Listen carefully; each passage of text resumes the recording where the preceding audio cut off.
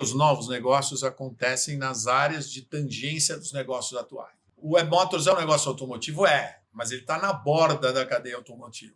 Ele é um negócio de mídia? Ele é, mas ele está na borda da cadeia de mídia. É um negócio financeiro? Ele é, mas ele está na borda. Em momentos de crise, as bordas aumentam, as empresas naturalmente voltam para o seu core.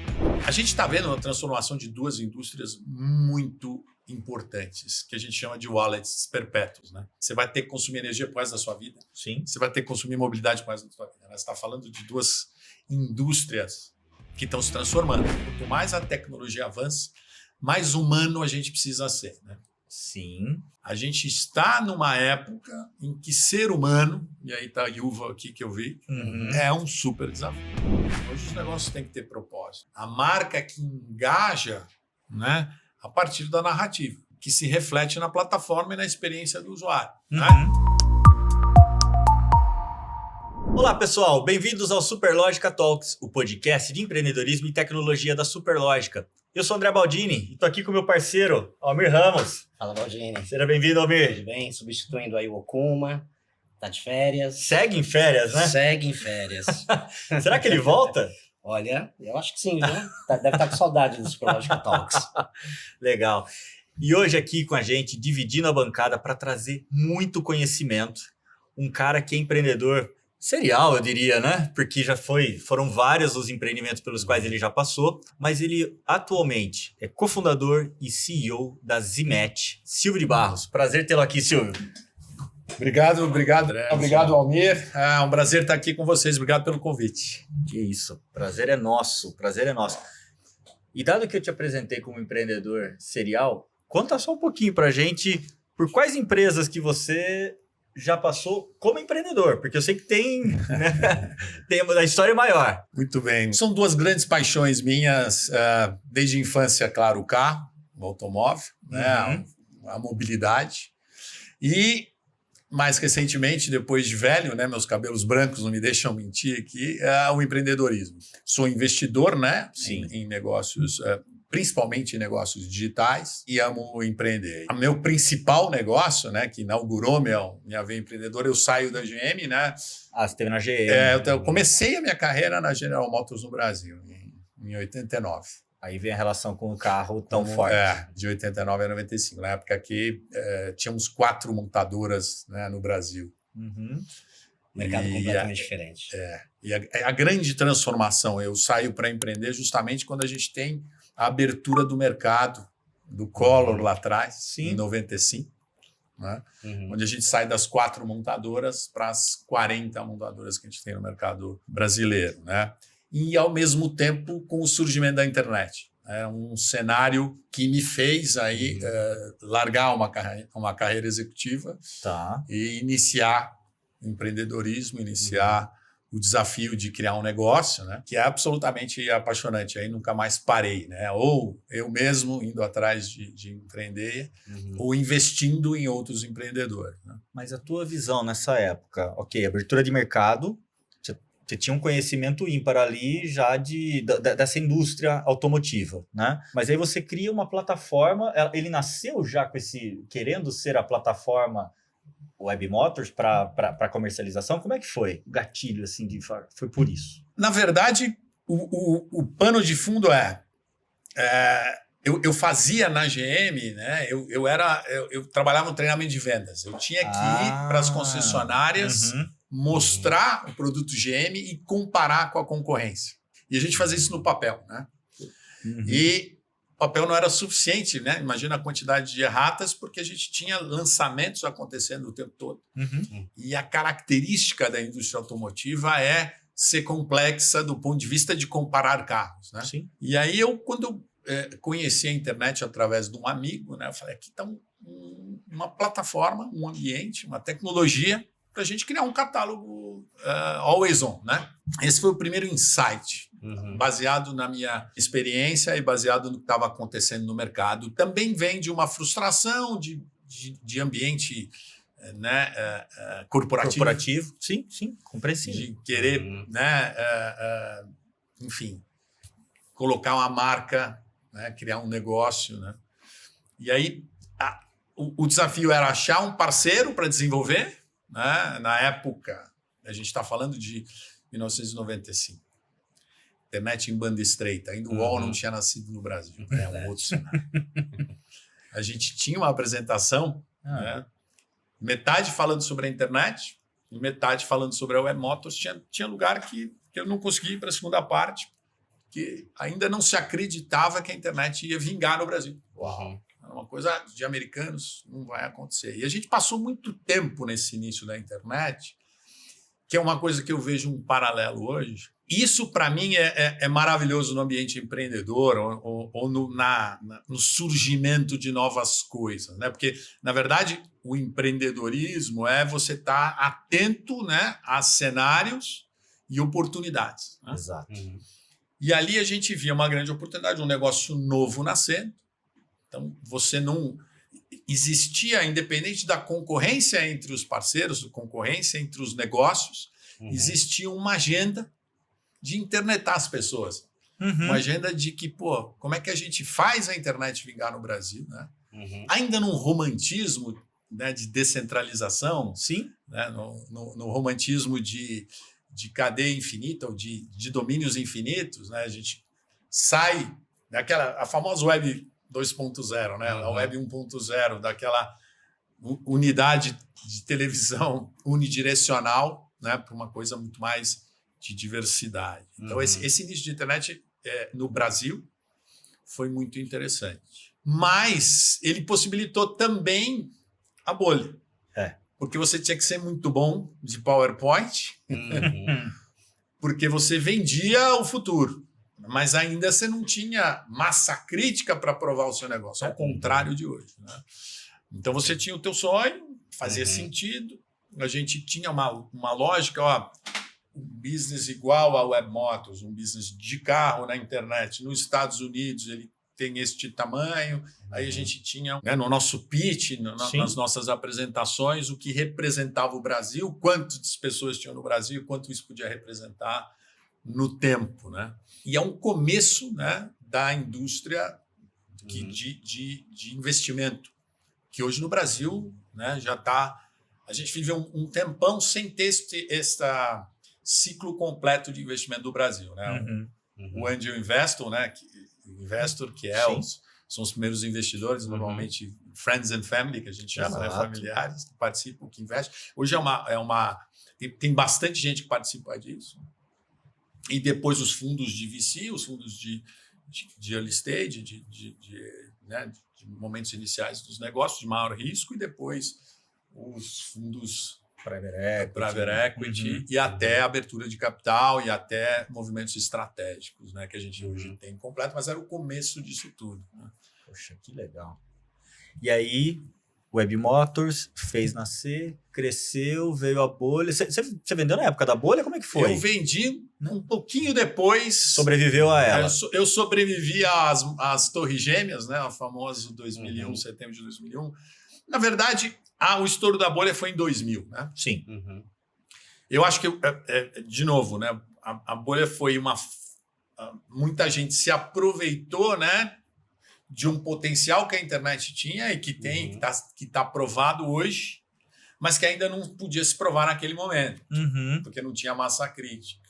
E aí era muito difícil de estabelecer valores, e aí o mercado exagerou os valores das companhias.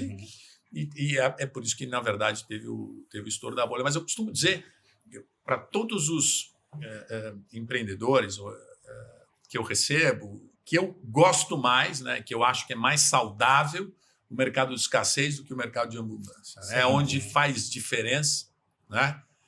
Hoje, no mercado de abundância, é muito fácil você se viciar numa companhia que não tem os KPIs claros, né? Os indicadores de sucesso, que no final do dia é lucro. Né? Que muito tempo, no Vale do Silício, tem aquela máxima de que cresce a qualquer custo e adia o momento da verdade, adia o momento para ver se o seu negócio é sustentável mesmo a longo prazo. E eu gosto mais de momentos de escassez. Então, a gente viveu muito essa coisa, cresce a qualquer custo. E a gente, na verdade, viveu a bolha, sobrevivemos à bolha. A Web Motors, na verdade, é vendida para o Santander, para um banco. É uma saída estratégica. Legal. Em 2002, no pós-bolha. 20 anos depois dá para contar em mais detalhes aqui, mas tem uma dinâmica interessante, porque o banco nos procura no momento que a gente estava numa euforia gigantesca, andando sobre a água, né? Sim. E a gente, claro, não chega num acordo, mas o banco decide fazer por ele mesmo, gasta um dinheiro, fala, pô, por esse valor eu faço dentro de casa. E aí não dá certo, ele gasta o dinheiro, não consegue fazer, mas aí a gente volta para conversar. 2 anos depois, a gente já está mais fácil, depois da bolha, e ele já está valorizando a gente mais por ter tentado fazer dentro de casa e não ter conseguido. Na minha história empreendedora, o estratégico, né, a relação com o estratégico, né, eu até costumo dizer a frase mágica que eu tenho nessas companhias, e eu tenho uma relação aí com o Itaú de 10 anos, com o próprio Santander lá atrás, o entendimento, né, de que nessas estruturas gigantescas, né, e que o Salim Ismael lá da Singularity, né, chama que é cheia de anticorpos, né, a inovação. A inovação é cheia de anticorpos. As grandes companhias, elas têm anticorpos à inovação, né? Porque elas têm que ser... Elas defendem um legado, ainda mais a indústria financeira. Né? Isso está mudando muito, né? Com o Corporate Venture Capital, com uma série de coisas que as indústrias têm feito. Mas, naturalmente, né, grandes corporações, elas expulsam a inovação, né? Porque elas são protetoras de legado. Então, a frase mágica que a gente escuta, olha, a gente não tem essa inteligência dentro de casa, né, para fazer isso. Então, vamos fazer junto. Né? Mas, por um lado, eu tenho o canal, eu tenho a distribuição. Né? Então, essas relações de inovação com grandes companhias é o que muito vai ser a tônica da minha história de empreendedorismo. Primeiro, aí, então, com a venda da Web Motors para o Santander em 2002, eu fico lá executivo, tento ser executivo de novo em 2004, jogo a toalha, que eu não consigo, não dá. Tentei de novo, mas não deu. Aí volto para o mercado e fico de 2004 investindo em negócios de tecnologia. Aí eu inauguro uma veia de investimentos em startups em geral, entre o mercado de saúde, um negócio de assinatura de programa nutricional e conteúdo sobre saúde, ou Minha Vida, que foi muito bem, acabamos vendendo 10 anos depois. Mas aí invisto em outros negócios, em outras áreas, sempre em tecnologia, que é a veia onde eu navego com mais facilidade, né? Asset light e no uso de plataformas, enfim, é o que eu mais faço, mas em outros segmentos que eu investi. E aí depois volto, né, a empreender de novo, quando acaba o meu non-compete, 5 anos depois, com o Itaú. Né? E aí é um ciclo de 10 anos do Icarus, que é absolutamente igual ao Motors, né? Eu brinco que é uma absoluta falta de criatividade, mas, mas com o Itaú de vantagens para você. Mas aqui tem a gente, na verdade, construiu uma relação com o Itaú, aproveitando a nossa experiência do Web Motors e Santander, que era... O Itaú já nascia com uma participação e um compromisso de compra de 100% da companhia, reconhecendo que não tinha know-how dentro de casa para fazer, onde a gente fica com a responsabilidade sobre tecnologia, né, sobre conteúdo, e o Itaú fica com a responsabilidade de distribuição. Porque uma coisa que foi um casamento muito bem sucedido, né, de 10 anos, mas é o reconhecimento de que, por exemplo, o marketing, né, a gente, como uma plataforma de carros, um marketplace de carros, né? O negócio do Web Motors e Carros é um marketplace, é uma plataforma onde o principal inteligência é tecnologia, né? Atrair os vendedores e compradores de carro, mas a gente não participa da transação. Né? E a distribuição é um negócio chave. E a gente olha para o que aconteceu com o Santander e o Web Motors, a gente vendeu com 400 lojas, o Santander distribuiu para 4.000 pontos de venda. E aí a gente entende essa sinergia que é uma jabuticaba no Brasil. Né? Só no Brasil, né, a gente tem, por conta da taxa de juros e como funciona o nosso sistema financeiro, o ganho financeiro na venda do carro ele é tão relevante ou mais relevante que a própria margem do carro. E foi na história. Né? Caramba! Então, a interlocução com o tomador de decisão, né, dos pontos de venda, das concessionárias autorizadas ou das lojas independentes, do banco versus, né, o vendedor de publicidade dos jornais, ela se torna imbatível. E aí ele já está lá, né? A equipe de venda já está funcionando. E aí, quando o banco entende, essa equipe comercial, esse exército, né, que são 1.500 pessoas visitando as revendas, entendem que é uma plataforma como o WebMotors e uma plataforma como o iCarros é capaz de aumentar a venda de financiamentos, aumentar a penetração, porque é uma briga dentro das concessionárias. Qual é o banco que vai financiar? Se você vai comprar um carro, né, e você decide financiar parte dele, você tem que escolher que banco você vai usar. Pode ser o seu banco ou pode ser um banco com uma taxa especial que está ali e quem vai sugerir é o vendedor, é a concessionária. Então, há essa briga por espaço e a plataforma tecnológica. O iCarros e a WebMotors fizeram uma diferença, fazem uma diferença ainda para essa decisão. Então, é uma particularidade do Brasil, porque você não tem... Se você olhar hoje qual é o cenário, né, de marketplace, claro, a gente tem o Mercado Livre, a gente tem o LX com outros players, né, que entram depois, num momento diferente, mas os pure players, como a gente chama, né, os players puros de carro, verticais de carro, são hoje de bancos. Né? Sim. Isso é uma idiosincrasia brasileira, isso é uma jabuticaba brasileira, em nenhum lugar do mundo é assim. E parece que você teve grande influência nisso. Né? Tenho essa grande influência. Eu brinco que tenho, né, a minha foto, né, furada de dardos, né, nos jornais e classificados, né, nas redações do Brasil, porque... Mas é aquela coisa, se você não fizer, alguém vai fazer. Exato. Mas em outros lugares do mundo, sem dúvida, foram os grupos de mídia que tomaram esse espaço. É porque quando você começou a falar sobre o Santander tentou fazer, na minha cabeça veio, poxa, o Santander tentou pegar isso aqui e levar global. Então, o WebMotors, no fim das contas, o Santander manteve só Brasil. Manteve só Brasil. Ele tem outras operações fora. Tá. Um dos sócios da operação do WebMotors no Brasil é um maior player, né? O Car Sales, que é um player australiano mais bem sucedido no mundo, né? Que abriu capital lá. Mas que chegou um tempo depois, né? Chegou um tempo depois, investiu neles. Entendi. E aí, isso é uma coisa interessante, né? Como empreendedor, você tem que ter esse desprendimento, né? Você faz um negócio para o mundo, não importa se você vendeu e depois ele ficou maior do que você. Faz parte. Né? Faz parte, é o processo. Mas, sem dúvida, eu aprendi uma coisa. Né? Quando você lança um negócio muito antes da hora, né? Aqui a gente está, né, começando essa iniciativa em 95, eu vendo para o ABN ali, a WebMotors, isso em 2002, né? 5 anos depois, e eu passei por toda esta jornada do início da internet no Brasil, e é claro que a gente perdeu muito recurso até entender qual era a melhor. A gente tinha 10 alternativas de receita, primeiro como um catálogo de carro novo, que era o modelo que tinha nos Estados Unidos, e no final o classificado, né, de carro usado foi das iniciativas a que mais vingou, mas não era claro no primeiro momento.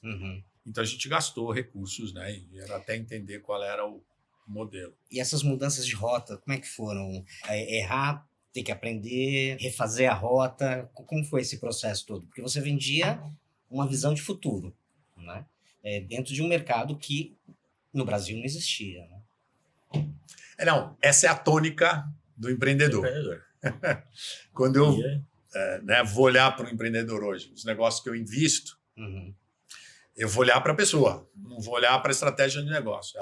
É claro que ela tem que ter um pitch naquele momento, uma direção que ela tem que estar olhando e como ela defende aquela direção. Né? O empreendedor, a pessoa que está à frente de um negócio, como é que ela defende? O pitch fundamentalmente a convicção, né, e o comprometimento que ela tem com o negócio. Mas a mudança de rota e ocupar o espaço certo, principalmente numa exploração de uma indústria nova, nascente, acho que é a questão-chave de qualquer empreendedor. E aí ele tem que ser tem que ser um bom ouvinte, né, para entender. Tem que entender os sinais de mercado, tem que aprender a ocupar espaço, tem que ter uma visão estratégica, né, de espaço. Eu gosto muito do conceito do Paul Safo, que eu aprendi lá na Singularity University, que é um negócio que eu fiz em 2011, a universidade lá no Vale do Silício, vocês devem conhecer. Sim. Que eu fiquei absolutamente... Foi um divisor de águas para mim. Que os novos negócios acontecem nas áreas de tangência dos negócios atuais. Né? Eu lá entendi o que é a natureza do WebMotors, o que é a natureza do iCarros. Né? O Web Motors é um negócio automotivo? Mas ele está na borda da cadeia automotiva. Ele é um negócio de mídia? Ele é. Mas ele está na borda da cadeia de mídia. Né? É um negócio financeiro? Ele é, mas ele está na borda. Então, ele está nessas bordas. E em momentos de crise, as bordas aumentam. Né? As empresas, naturalmente, voltam para o seu core. Né? A gente estava falando um pouco aqui, né? Como é que hoje você vê da onde vem a concorrência? Eu gosto do conceito hoje, né, de cooperar e competir ao mesmo tempo. Competição.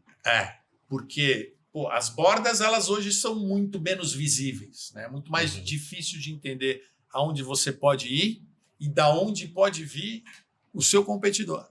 Exatamente. Só tem uma coisa que, para mim, é o que é um mantra hoje aqui na Zimet, que facilita você navegar por esse desafio de se posicionar, né?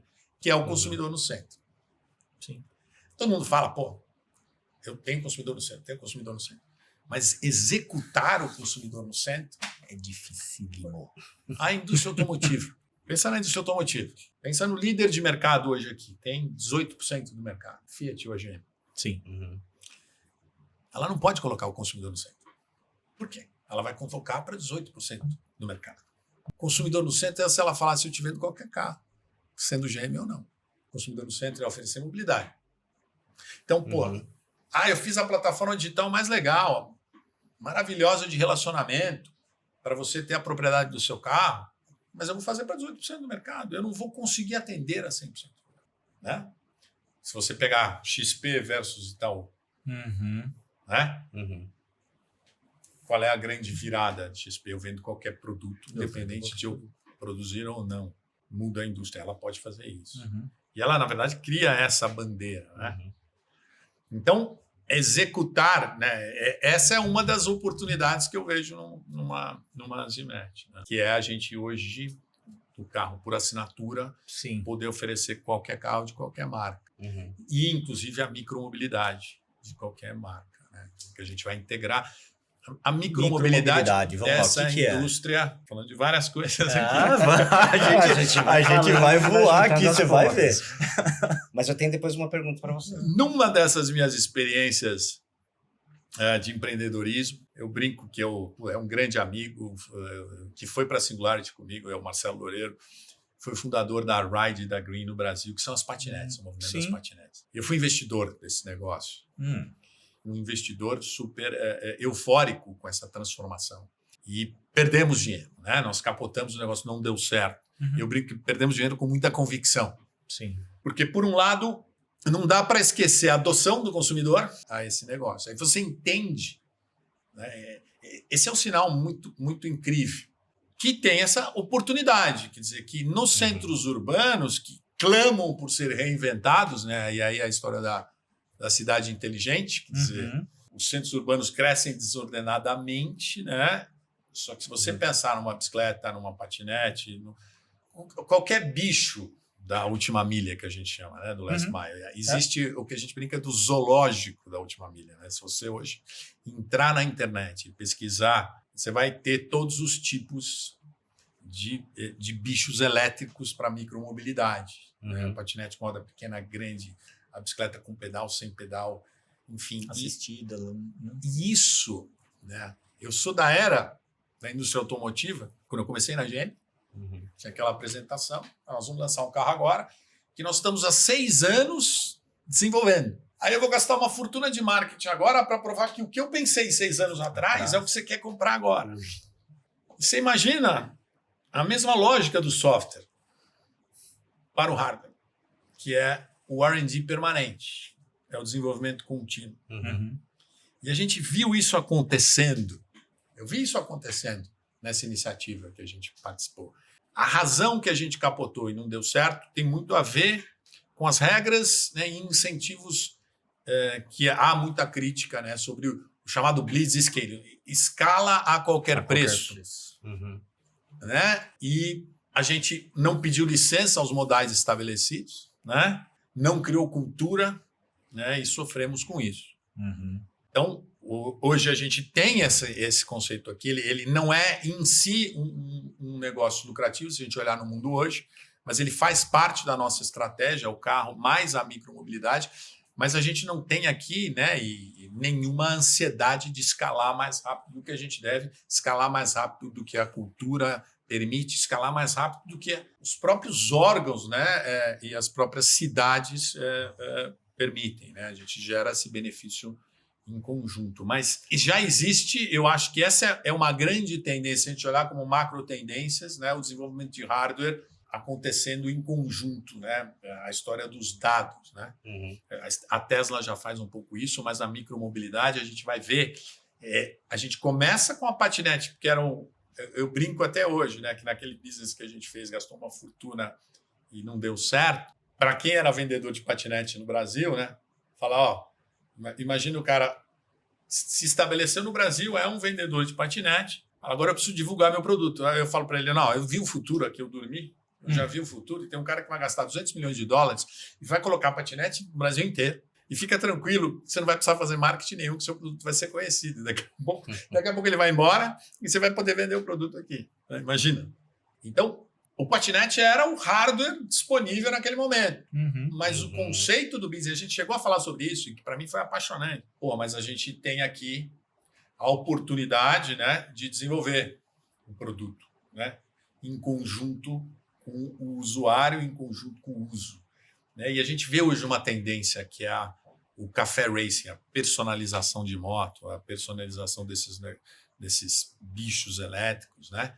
Você vê, é quase uma... E aí, conversando com a falta de produto, conversando com um flerte que o mundo faz hoje, a desglobalização, né? A gente começa a querer ver também, né, pequenas fábricas, marcas de nicho, né, locais. Essa era a pergunta que eu tinha para você. Eu vejo isso como uma tendência muito clara. E aqui, quando a gente começa a Zimet, fala, não vamos casar com nenhuma marca.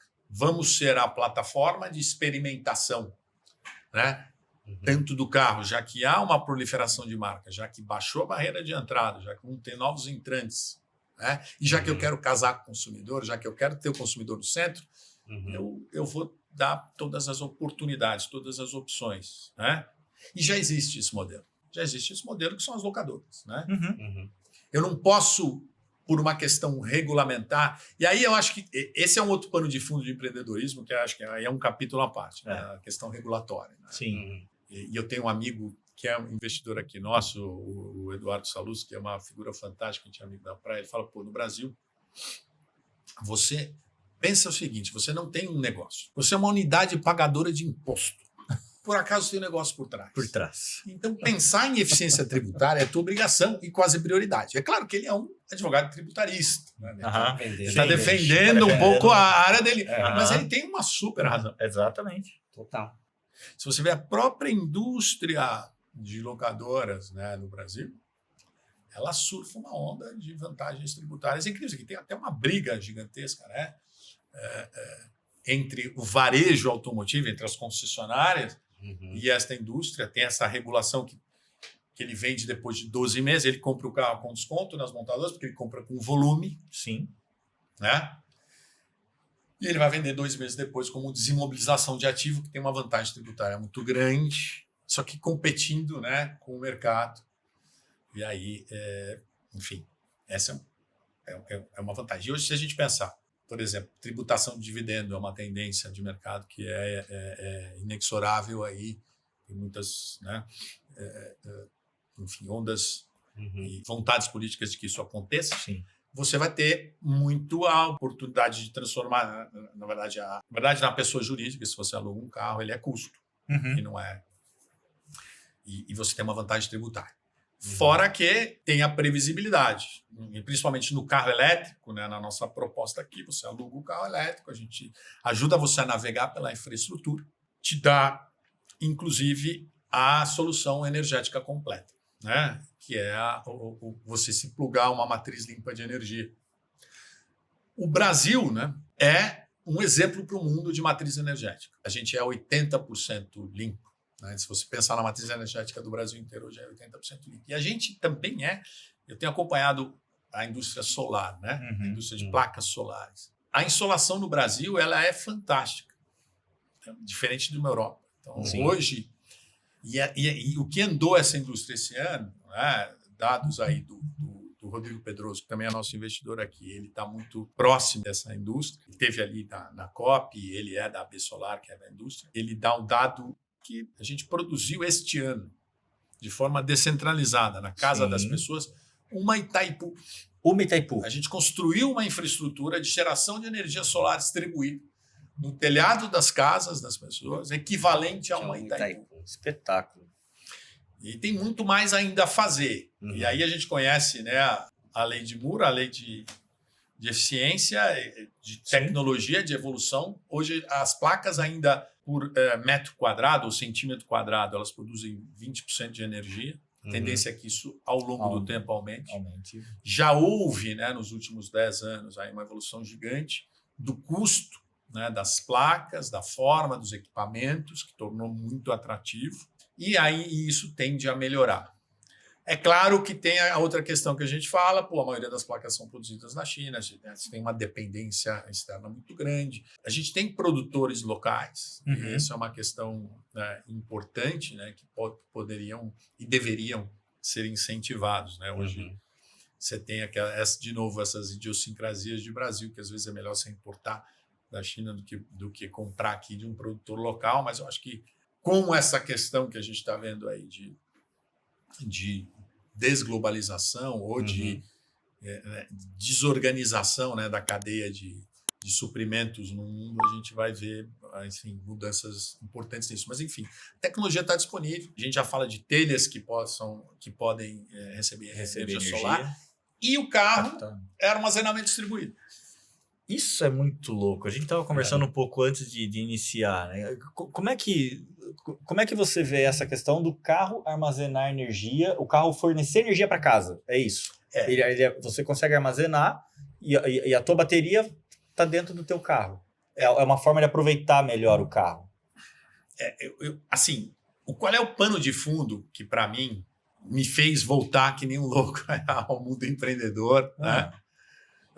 Me fez ficar sem dormir, escrever esse livro, trazer pessoas para dentro, enfim. A gente está vendo uma transformação de duas indústrias muito importantes, que a gente chama de wallets perpétuos, né? Quer dizer, você vai ter que consumir energia por resto da sua vida. Sim. Você vai ter que consumir mobilidade por resto da sua vida. Você está falando de duas indústrias que estão se transformando. A indústria de energia, ela não existe do ponto de vista de consumidor final. Ela é um monopólio de concessão do governo. Quem nos presta esse serviço, você só pensa em duas coisas: preço e disponibilidade.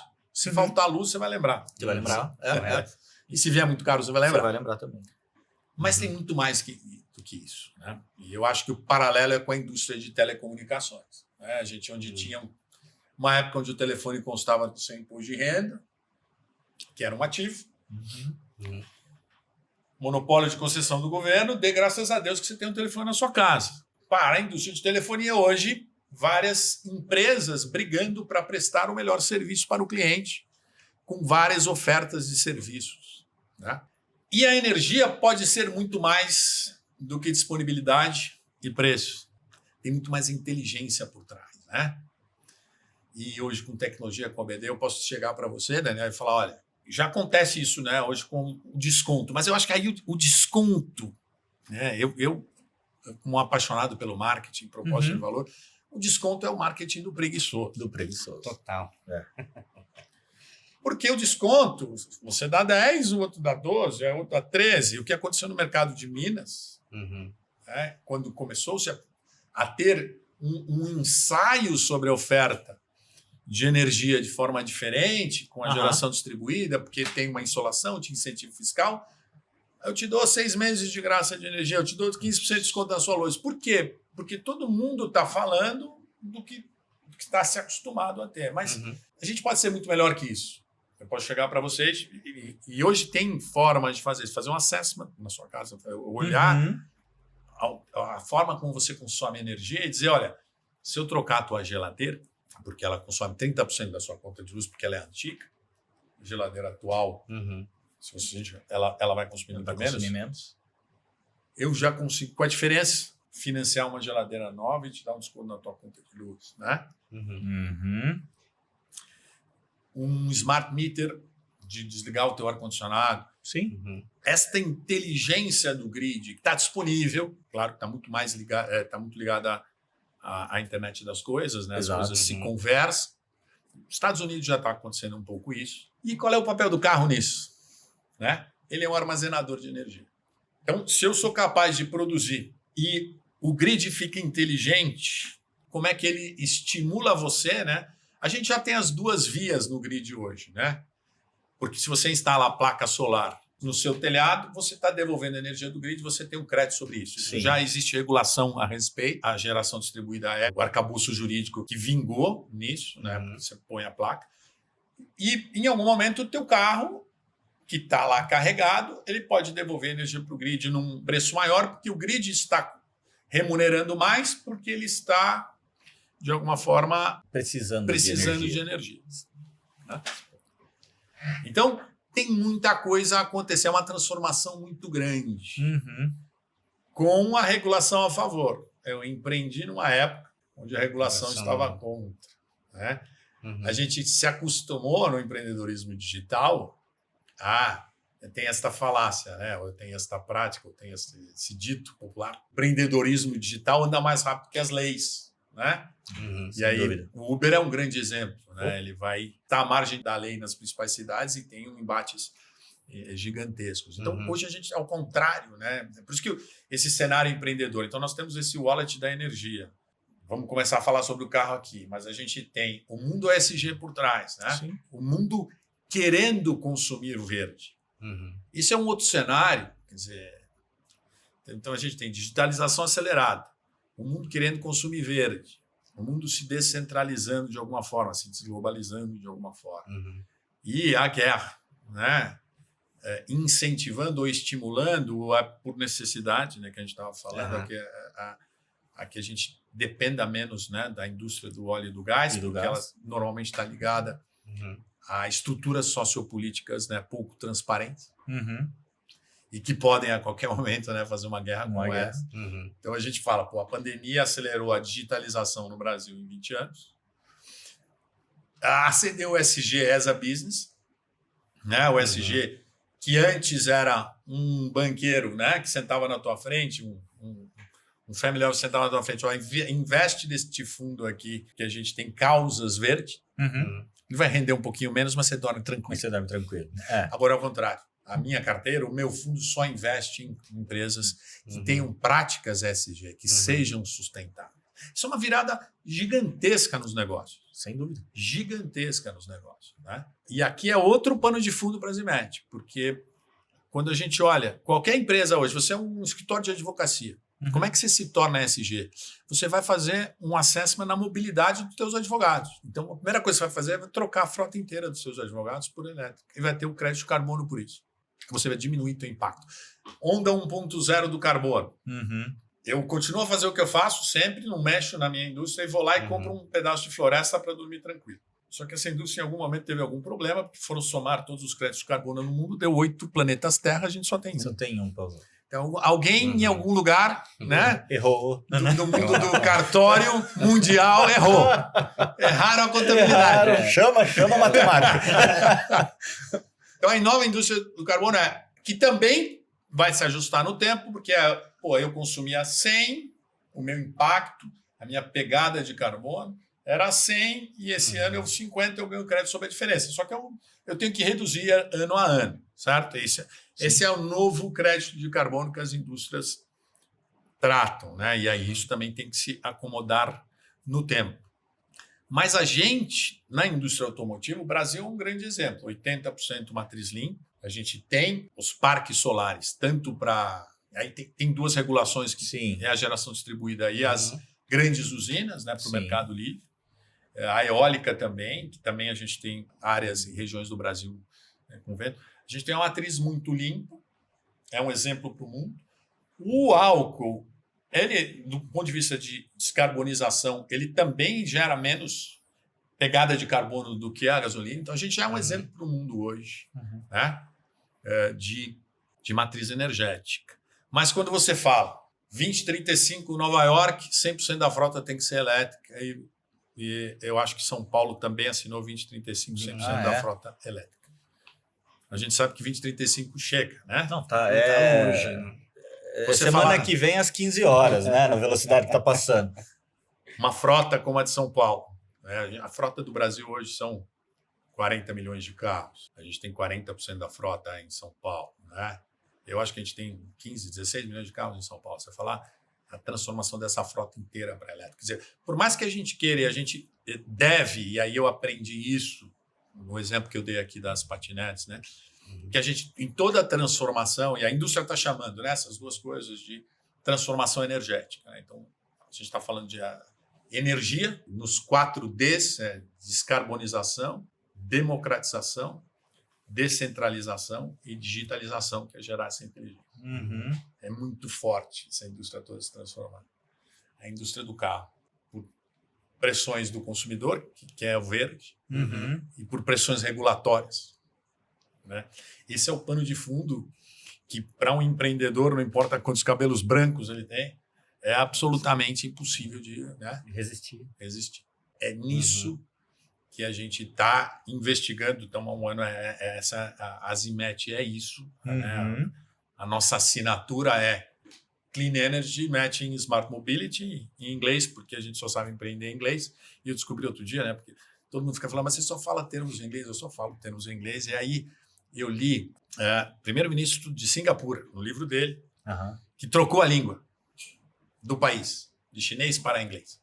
E ele falou o seguinte: o chinês, ele leva à submissão. A língua chinesa leva à submissão.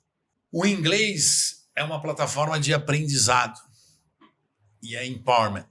Né? Interessantíssimo. É interessantíssimo esse conceito. Né? Então, meu filho estuda em escola inglesa, hoje está estudando fora. Assim, o inglês é uma plataforma de aprendizado. Então, no final das contas, hoje, se você vai ser empreendedor, o teu pitch é em inglês, você fala tudo em inglês, se você vai pesquisar sobre o que está acontecendo no mundo, os termos são em inglês. Então, no final, é um pouco a minha licença poética para só usar termos em inglês, que às vezes é meio chato, mas faz parte desse nosso mundo. Mas essas duas, né, indústrias, né, essas duas transformações, é um negócio, é uma janela, e isso a gente aprende um pouco a conviver. E eu acho que a gente é uma geração privilegiada, aí eu aqui, nascido em 67, aos 55 anos, de ter passado pela transição de um mundo não digital para um mundo digital. Sim. Eu sinto hoje pelas gerações dos meus filhos, sinto hoje pelas novas gerações que já nascem no digital. É um super desafio. Tem uma frase também da Singularity que eu adoro, de uma amiga que frequentou lá, assim, quanto mais a tecnologia avança, mais humano a gente precisa ser. Né? Sim. A gente está numa época em que ser humano, e aí está a Yuval aqui que eu vi, é um super desafio. O Yuval Noah Harari, que eu adoro os livros dele, li todos várias vezes, últimas lições. Assim, é um grande desafio. Então, por um lado, a gente comemora a digitalização, né?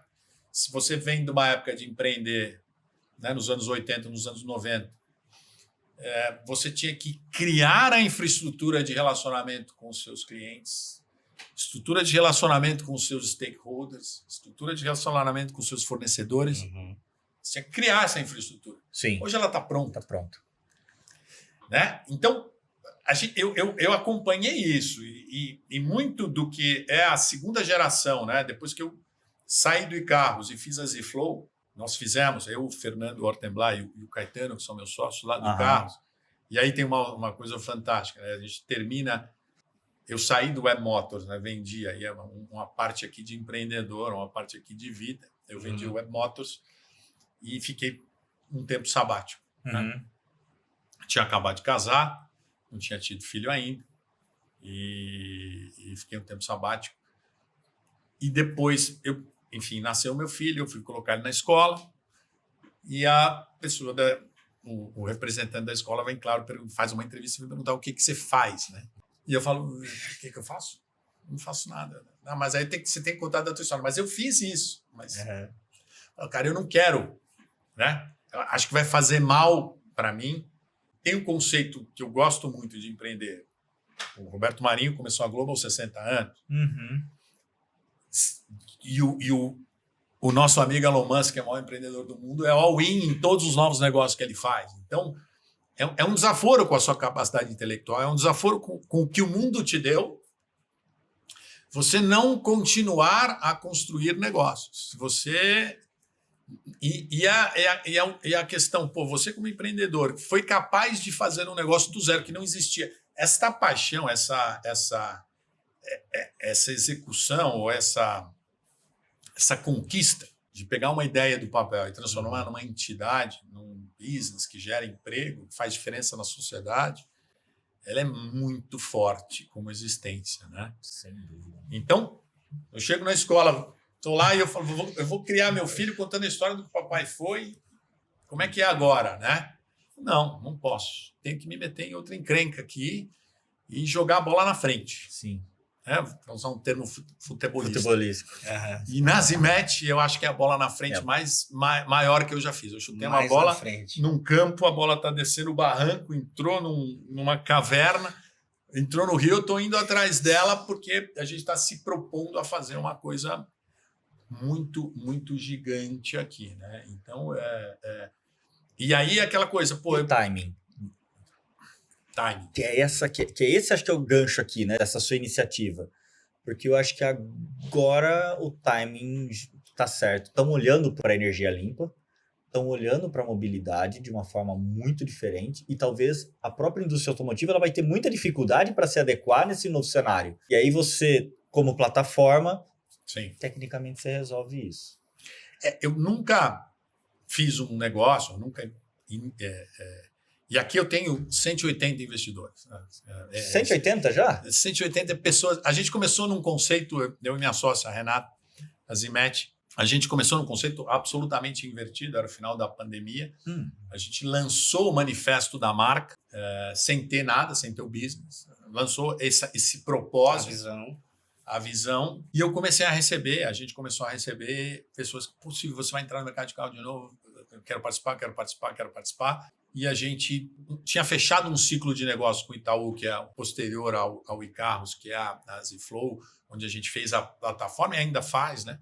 Plataforma tecnológica, mas de alguma forma a gente fazia a plataforma de financiamento do Itaú e tinha aí um acordo, porque eu fazia parte do conselho do iCarros e todas as iniciativas eu levava para eles e tal. E especificamente nessa, a gente pôde fazer independente do nosso parceiro, né?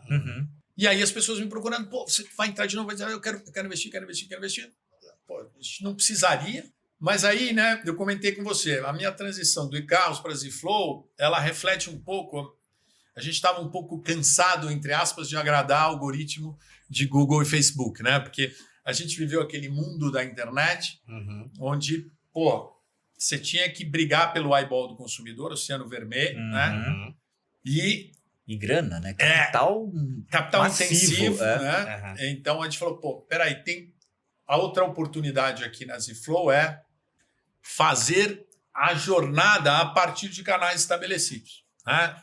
Todo mundo está brigando aqui em cima, no Oceano Vermelho, vamos entrar aqui embaixo. E, na verdade, isso surgiu a partir de uma própria oportunidade que o Itaú nos deu. A gente estava encerrando o ciclo do iCarros, onde o Itaú fica 100% dono, a gente faz a transição, uma transição super bem sucedida, um ciclo super bem feito, uma história incrível de sucesso, onde os incentivos estavam todos alinhados de ambas as partes, né? O reconhecimento dele de que precisava de um know-how externo e de que a gente transferiria esse know-how e ele teria um executivo para tocar, foi uma história muito legal. E aí eles olham para o mercado, olham para o nosso expertise, né?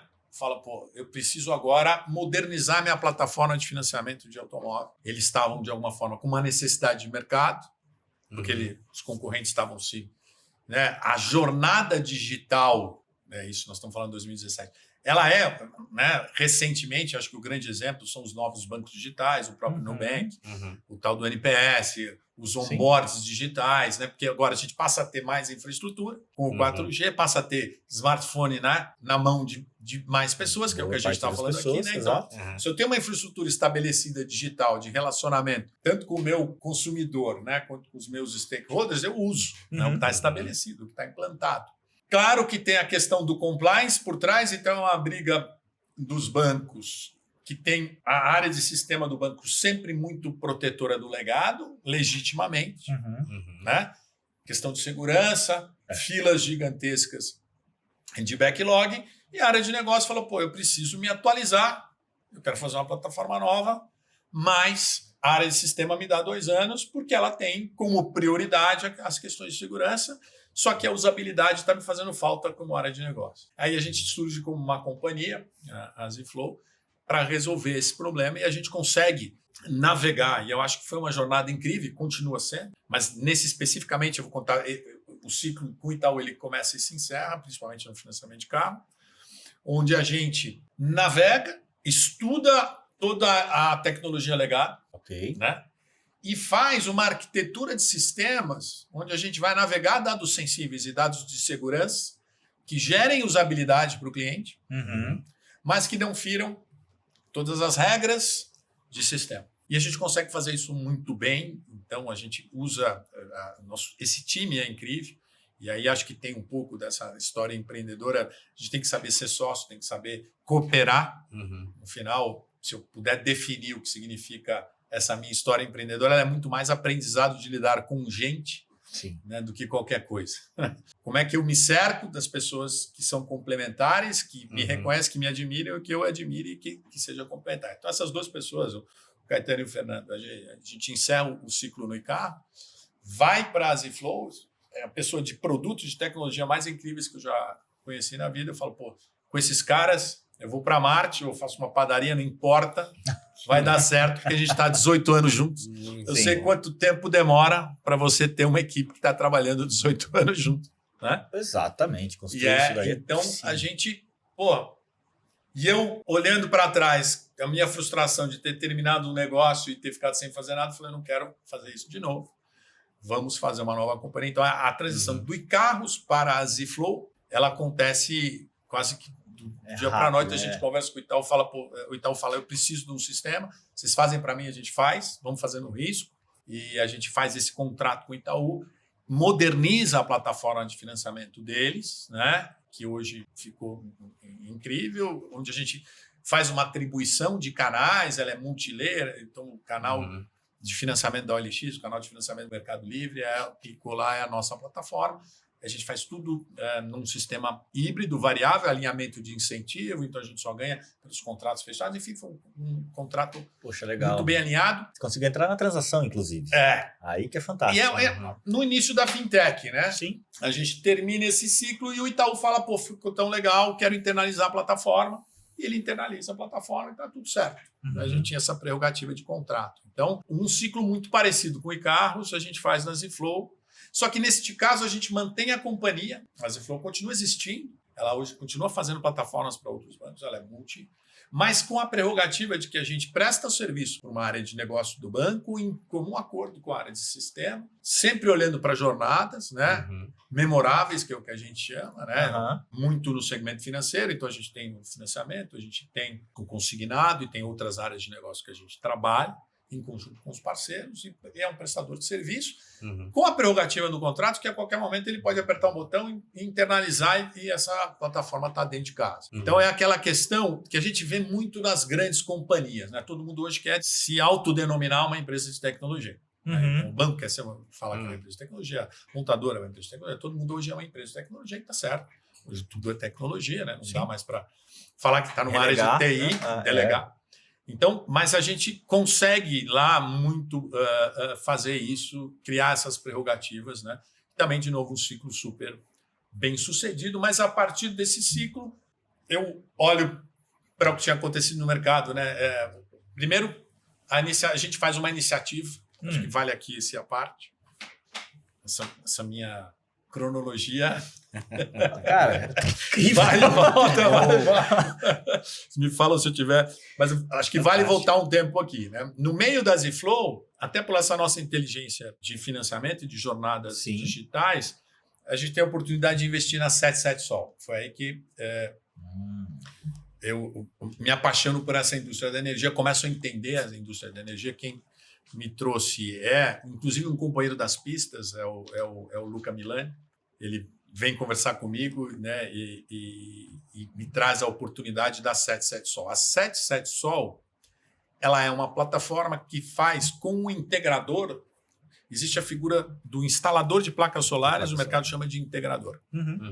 Aquela pessoa que você vai chamar na tua casa, vai olhar a tua conta de luz, vai fazer o dimensionamento do sistema na tua casa, vai comprar as placas, instalar as placas, e aí vai fazer a ligação da conta de luz, vai ver todo o processo para você não pagar a tua conta de luz ou para você compensar com a energia que você está gerando. A gente fez uma plataforma tecnológica para isso, que usa a nossa inteligência financeira, porque parte desse acesso, né, é o financiamento. Sim. Porque a grande lógica é como é que eu transformo a sua conta de luz, o seu wallet que você já paga, então você paga R$1.000 por mês, num financiamento de placa, que em algum momento gera o benefício de você gerar a sua própria energia, porque vai acabar o financiamento, você não vai pagar nada.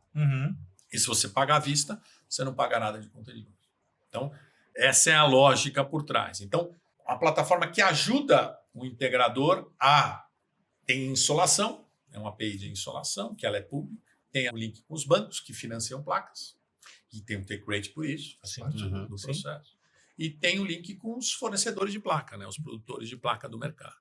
Quando a gente viu essa oportunidade, eles estavam precisando de um investidor, a gente pega a Z-Flow, aporta a tecnologia, ajuda eles em tecnologia, eles vêm para o escritório, e aí esse mundo de energia entra na nossa vida aí. E aí, quando encerramos esse ciclo com o banco, né, eu começo a olhar de novo, a flertar, né, de novo com o mercado de carro, e olha, o mercado de carro não dá para falar de carro hoje se não falar em carro elétrico. Não dá para falar de carro elétrico sem falar em matriz energética. Esse é o embrião das IMEC, dessa transformação do mercado. Quer dizer, para quem convive, para quem é apaixonado por carro, quem entende o mercado automotivo, essa transformação. E quando a gente começou a falar disso em junho do ano passado, não era tão clara a tendência. As montadoras ainda não tinham virado a chave. A gente chegou em evento no ano passado de carro elétrico, que é um parceiro nosso que organiza, que é o KK Closet, onde a gente ouviu textualmente de um representante de montadora que o carro elétrico ainda não é uma realidade no Brasil. E esse mesmo evento este ano era uníssono, né? Todo mundo falando que, na verdade, já aconteceu. E isso é muito poderoso, né? Para olhos, né, atentos. Né? Eu gosto muito da definição da Endeavor sobre empreendedorismo, né? A busca por oportunidades, né, independente dos recursos disponíveis. Essa janela de oportunidade, aí a gente entende que é uma janela realmente de oportunidade, como foi a janela de final do século do surgimento da internet. Essa janela de oportunidade, né, de duas indústrias tão relevantes como essas em transformação. E como sempre, né, essa transformação ela vira tudo de ponta cabeça. A cadeia de energia não tem a cultura do B2C. Ela é uma empresa de infraestrutura. É pro B2B total. Ou você paga a sua conta, ou a gente corta. Ninguém me perguntar se precisa de crédito. Não tem nenhuma relação além disso. Ela não sabe quem é você, não sabe o seu nome. E por incrível que pareça, a indústria automotiva, ela também não é uma indústria de relacionamento com o cliente. Não sabe. Ela não sabe. Eu já estive lá dentro, né? E a gente pode... A relação entre o varejo e o atacado. Quer dizer, se você pensar a OEM, a montadora, né? A Tesla quebrou um pouco isso. Mas existe a lei Renato Ferrari de distribuição, que quer dizer isso, você só pode comprar um carro através de um distribuidor autorizado e esse distribuidor autorizado tem uma região de influência que não pode ser, né, ocupada por um outro distribuidor de outra região. Hoje existe grande parte da venda de montadora fazendo venda direta por questões tributárias, mas sempre a entrega vai acontecer em uma concessionária autorizada, né, da marca. Mas esta indústria, por esta relação do varejo atacado, ela não criou uma relação com o consumidor final. O índice maior de fidelidade de marca conhecido entre todas no mundo é próximo de 50%, que é a Toyota, clientes de Toyota que trocam por Toyota. Mas a média é 30%, 40%. Então, todo mundo, de cada 10 clientes que tem uma determinada marca, 3 tendem a ficar na marca e outros 7 vão trocar de marca, né? Então, esta indústria, volta a questão do consumidor no centro. Ela não aprendeu e não faz o play consumidor centro por uma dificuldade, né, de premissa de negócio.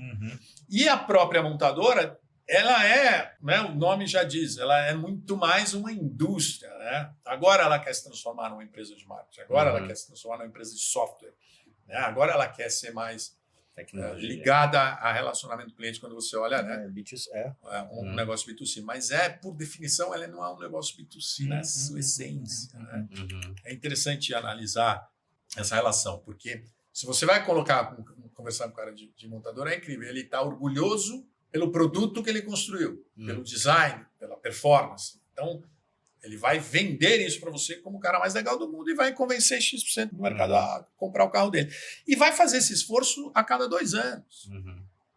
Então, a premissa é: eu gasto o marketing porque eu não estabeleci relacionamento.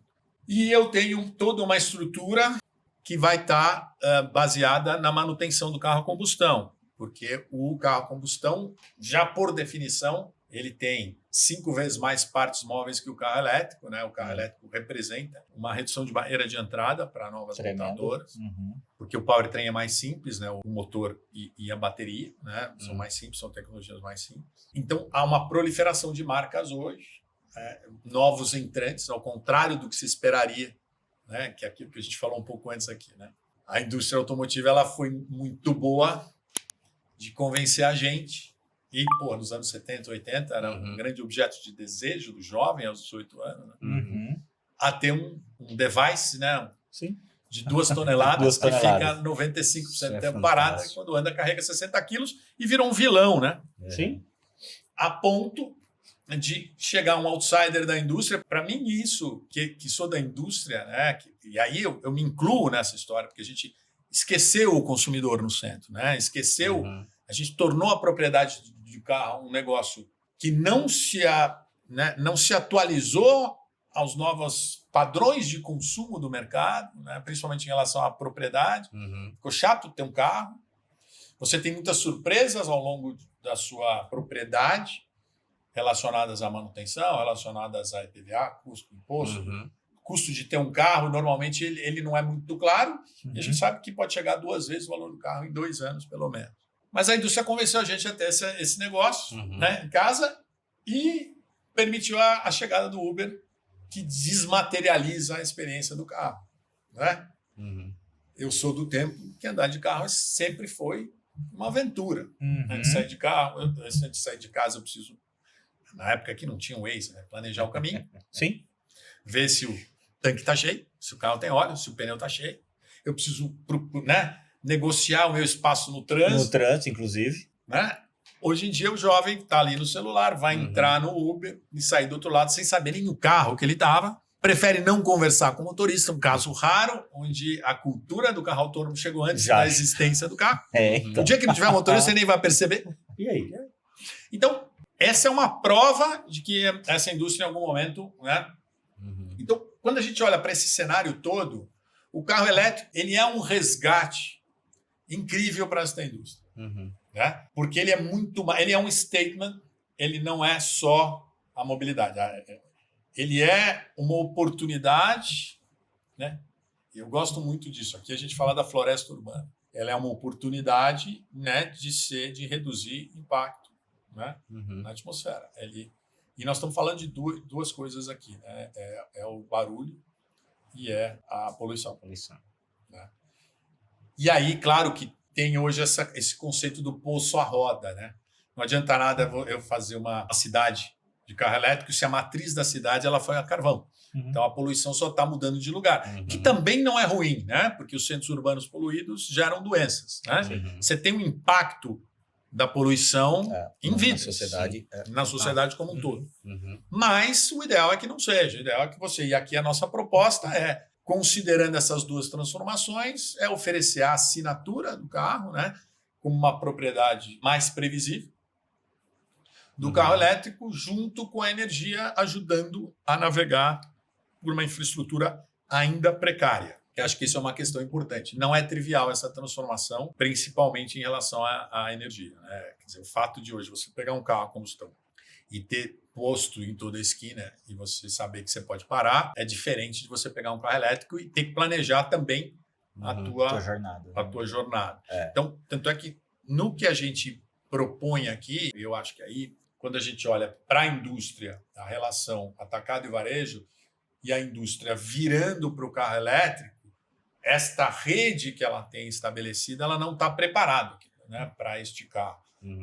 Primeiro porque ela não vai precisar do espaço que ela tem para manutenção, né? Por um lado.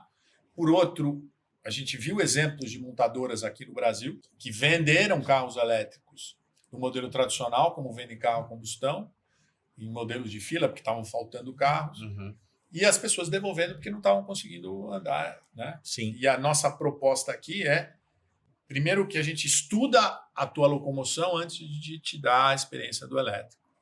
Então, é instalar o carregador na sua casa de praia, é instalar o carregador na sua casa de condomínio no interior. E a gente tem aqui a famosa regra do mergulho de caverna, que é os 30, 30, 30. Quando você vai mergulhar em caverna, você tem que ter oxigênio suficiente.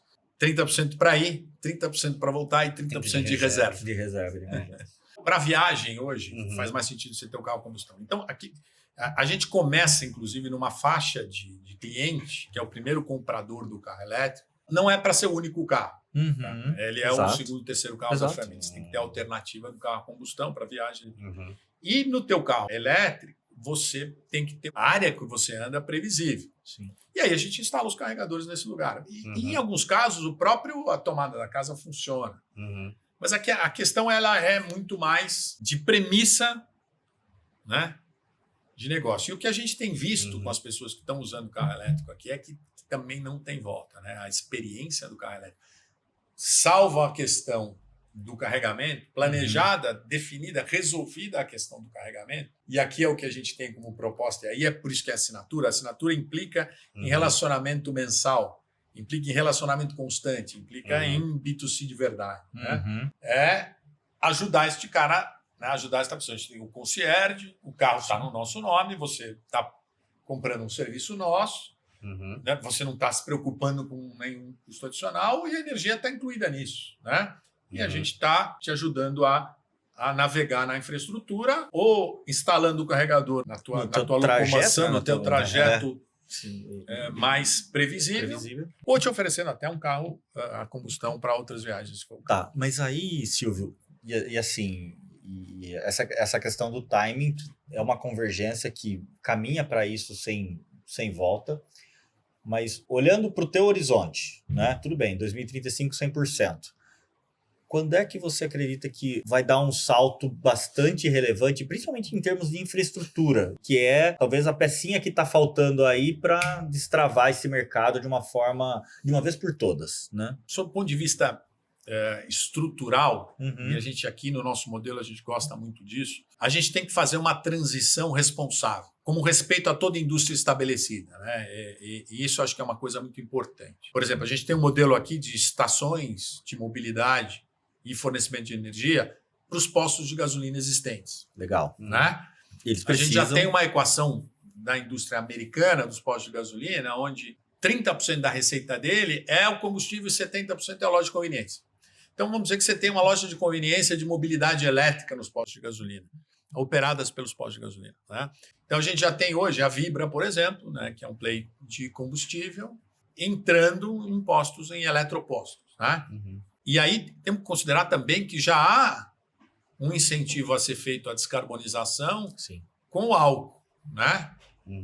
O álcool se você pegar toda a frota flex estabelecida, você tem um crédito de carbono sentado, parado lá, que é o seguinte, se todo mundo que hoje tem um carro flex abastecer com álcool, você já tem uma descarbonização. Né? Sim. Então é interessante olhar a transição.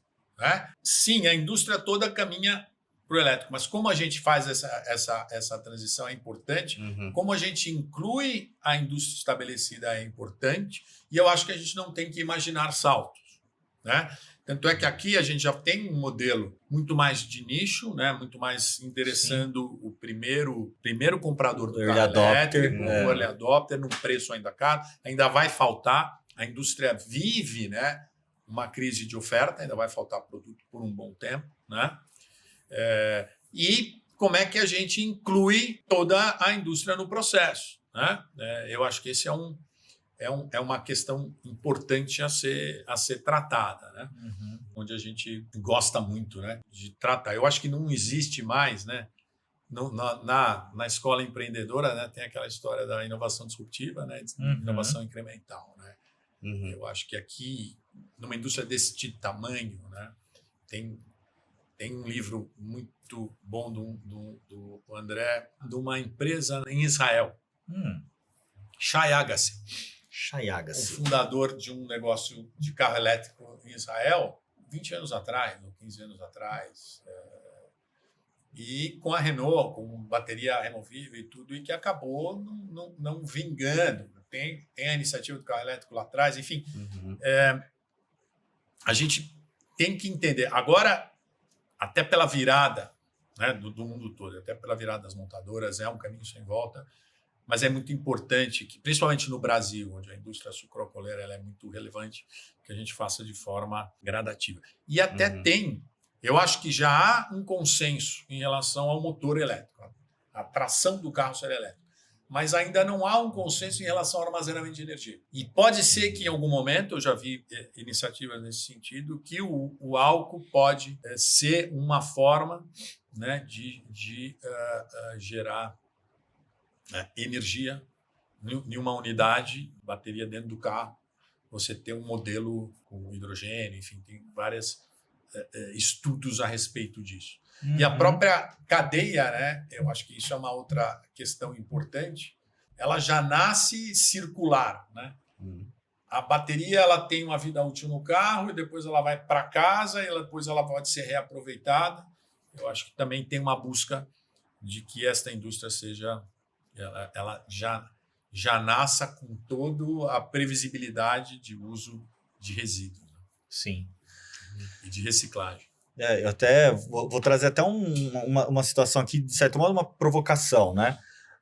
E a indústria, obviamente, automotiva, que reinou 100 anos, 100 e poucos anos, né? Ela vê essa questão da matriz energética mudar completamente, ela vê que a combustão não vai ser mais o caminho, ela vê que, tecnicamente, a energia elétrica, ela talvez não esteja em par e passo ali de acompanhar a velocidade. Você acredita que ela está olhando para outras modalidades? Exemplo, hidrogênio? Do vizinho. Né? Então, por que a provocação? Desculpa, eu não vou citar o nome dele, obviamente, né? E não vou citar a companhia também em respeito, né? Mas ele está falando, estamos testando hidrogênio. O problema ainda é caro, a vantagem, abundante. Né? Você tem ouvido falar de alguma coisa do gênero? Tenho, assim, mas um movimento que para mim ele é importante é o da Toyota. Tá, pronto, tá bom. A Toyota ela tinha apostado no carro hidrogênio e ela estava fora do carro elétrico, da corrida do carro elétrico. Ela estava no híbrido e hidrogênio. E ela reconheceu que estava olhando para a tecnologia errada e aí ela foi para o elétrico agora. Eu acho que o hidrogênio, sim, em algum momento, assim, eu não sou um técnico para entender. Não, o que eu tenho visto é os sinais e os movimentos das montadoras. Né? A bola da vez é a bateria, e aí tem muito desenvolvimento da bateria, tem muito dinheiro sendo gasto. E aí é emblemático a gente olhar isso. Eu gosto muito desse exemplo. No final do século passado, muito dinheiro foi gasto em cabear o mundo. Lembra disso? Passar a fibra no mundo. E muitas empresas quebraram, cabeando o mundo, mas o mundo está cabeado.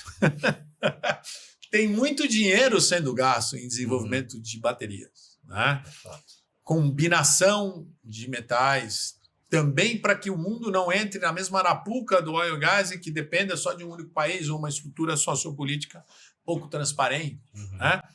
Como é que se combina? E o Brasil tem o Nióbio aqui, que é um produto, que é uma companhia brasileira que investe nisso. Então, tem muito dinheiro sendo gasto para o desenvolvimento da bateria. Né? E aí tem comprometimentos aí.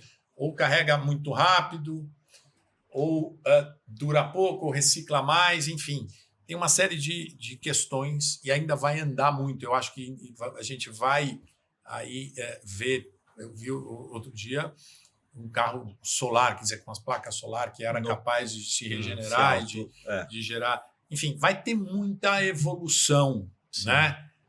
Nessa indústria ainda. Por isso que eu gosto muito de falar em plataforma, eu gosto muito de casar com o consumidor na proposta e na premissa, de melhorar a sua mobilidade de desimpactar sua mobilidade e de te gerar experimentação de novas coisas via um modelo de assinatura. A gente brinca aqui, claro, guardado as devidas proporções, mas a gente está pensando em ser o Spotify do carro, né? Onde eu vou te gerar alternativas e oportunidades, surfando a onda de novas montadoras que a gente tem aqui no Brasil. Ao contrário do que a gente imaginaria, 3 novas montadoras, né, desembarcando aqui, chinesas, que começam com híbrido, ainda apostam um pouco no híbrido, que a gente considera uma tecnologia de transição, mas vai para o elétrico, depois 100% elétrico. 100%. Né? Então, sim, é uma boa discussão. Eu acho que vai continuar. E eu acho que a gente, como Brasil, né, o grande desafio da gente como Brasil, eu adoraria apostar no etanol. E quando a gente fala aqui, a gente não quer casar com a questão do carro. A oportunidade do carro elétrico está aqui, mas e a oportunidade de energia limpa está aqui, mas ela pode ser qualquer uma, né? Exato. Pô, a proposta de você encher o teu carro com álcool hoje, um incentivo a fazer isso, já tem um grande ganho, né? Agora, a gente não é protagonista na estratégia das montadoras. Então, nenhuma montadora vai deixar de fazer a transição para o carro elétrico, né, para manter uma fábrica de carro a combustão só para atender o Brasil. Não tem mais como. Então, essa é uma questão, né? A gente poderia até dizer que é uma oportunidade empreendedora, né, de fazer uma montadora no Brasil só de carro a combustão para usar o etanol, né? Mas é uma indústria difícil de navegar e de trabalhar, e a gente tem os desafios, né, do custo Brasil, de ser empreendedor no Brasil. Mas a gente vê que é uma... Quando você olha para o planejamento, quando você olha uma GM, por exemplo, apostando no carro elétrico, quando você olha uma Ford apostando no carro elétrico, são indústrias. Você olha, a Toyota foi a última. Sim. É interessante ver o movimento da Toyota, ela não estava indo. E aí ela reconhece que estava atrasada e ela faz esse movimento. E ela é uma das 5 maiores, né, do mundo. É um exemplo, né, de montadora. Então, é muito emblemático isso. Então, a gente, no Brasil, quer dizer... E aí, imagina, né? Hoje, os executivos de grandes montadoras sentados lá têm que tomar decisão, né? E, pô, eu tenho que apostar em alguma tecnologia. Então, a aposta deles, a gente vê claramente. Claro que bateria, a diferença tem sido, e você vê a BMW anunciando, eu ganhei 30% mais de autonomia com a minha bateria, a Mercedes, aí você tem umas guerras, umas corridas pela melhor estrutura de carregamento, que realmente é o que mais gera sensibilidade no processo de compra do consumidor, né? Sim, e essa já é a evolução da incremental. E eu queria te fazer uma outra provocação também, que eu acho que você trouxe um ponto que é extremamente interessante e você trouxe onde você aprendeu a talvez não fazer de uma forma tão rápida, que foi com os patinetes, né? E agora você está trazendo uma provocação de, poxa, eu preciso avançar, mas o tempo, no tempo certo para tentar fazer com que quem está estabelecido tenha uma chance de se recolocar, como os postos talvez de carregamento, né? E a tecnologia sempre fica naquela, eu chuto a porta e depois peço licença, né? Ou eu vou junto, só que aí tem o risco de chegar alguém e chutar a porta sem pedir licença. Como é que você está calibrando isso? Como é que você está enxergando isso? É uma ótima provocação, Daniel. Eu na minha história, eu sempre fui bem estabelecendo relações com estratégicos incumbentes. Tá? Eu acho, principalmente no Brasil, né? Você pensar que hoje tem uma rede estabelecida, né, já implementada, né, versus criar uma rede do zero, né? Aí tem, de novo, a bandeira ESG, né? Sim. Então, aqui na Zimet eu estou baseado num tripé.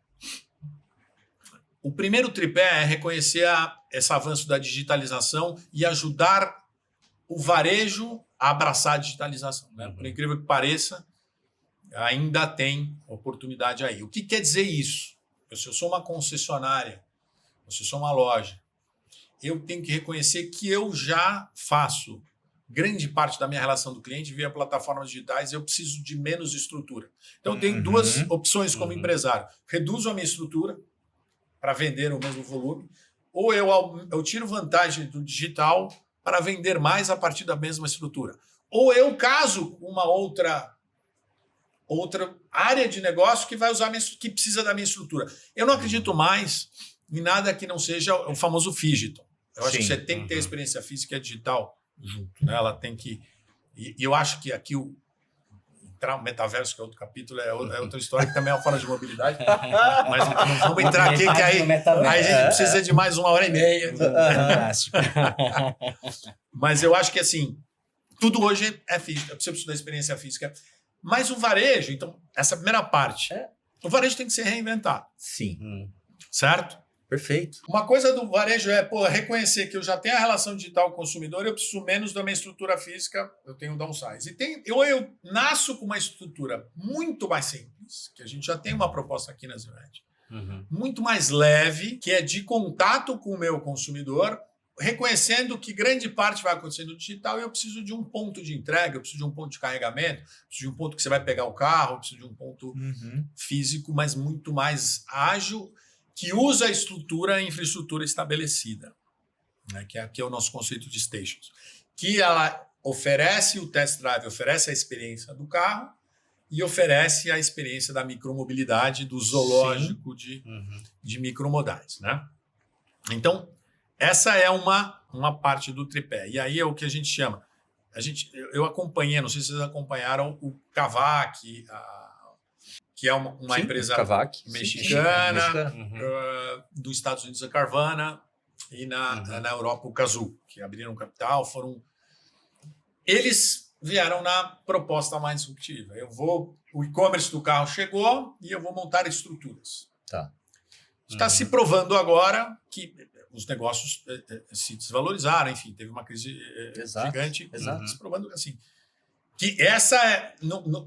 Eu prefiro fazer o Kavak as a service, eu prefiro fazer em conjunto com o varejo estabelecido. Então, um dos tripés eu te ajudo a digitalizar o seu business, eu também sou provedor de capital, eu estou em conjunto com o varejo estabelecido, tiro vantagem da digitalização e vou te ajudar a participar pela essa transição do elétrico, porque eu vou te inaugurar a mobilidade elétrica na tua estrutura. Exato. A gente gosta deste modelo, tanto para o varejo estabelecido como para o mundo da distribuição de combustível, é um pouco do que a gente tem ensaiado aqui no nosso modelo de estação, né?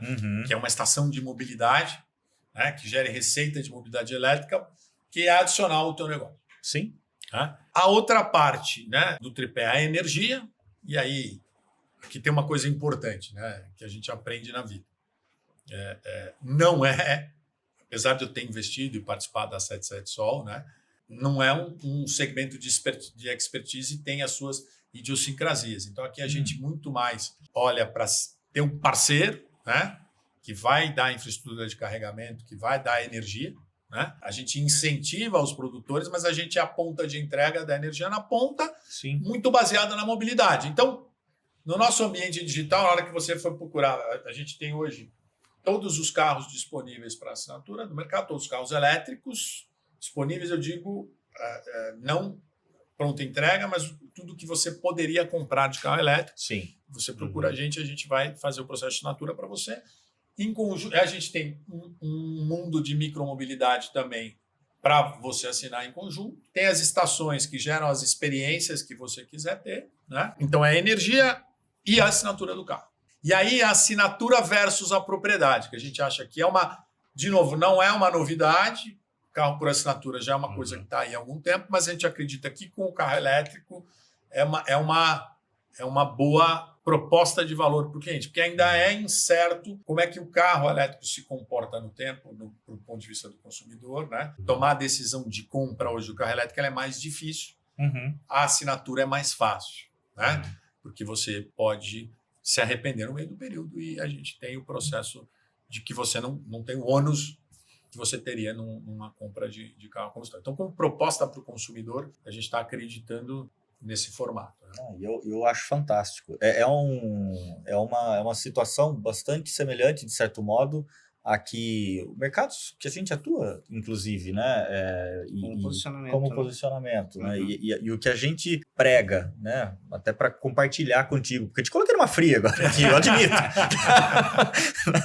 Mas a gente prega muito esse modelo também, né? De, poxa, vamos usar né, a quem está próximo, quem tem esse relacionamento, o Phygital, né? Porque ele tem muito a contribuir, a agregar, né? Sim. Talvez a gente a potencializá-lo. Sim. E você a potencializar. O cara que entra pro elétrico hoje, talvez tenha muita oportunidade que nem está sendo vislumbrada, né? Por nós aqui, talvez por falta até do viver, né? Um pouquinho aquilo.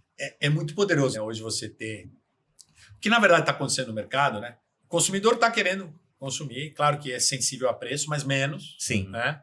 Quer consumir o verde, quer consumir a mobilidade. Por trás disso, claro, tem o crédito de carbono, por isso que a gente está chamando de floresta urbana. Né? Do outro lado, tem o desafio de crise de oferta, né? Ter o produto. Né? Se a gente pensar, é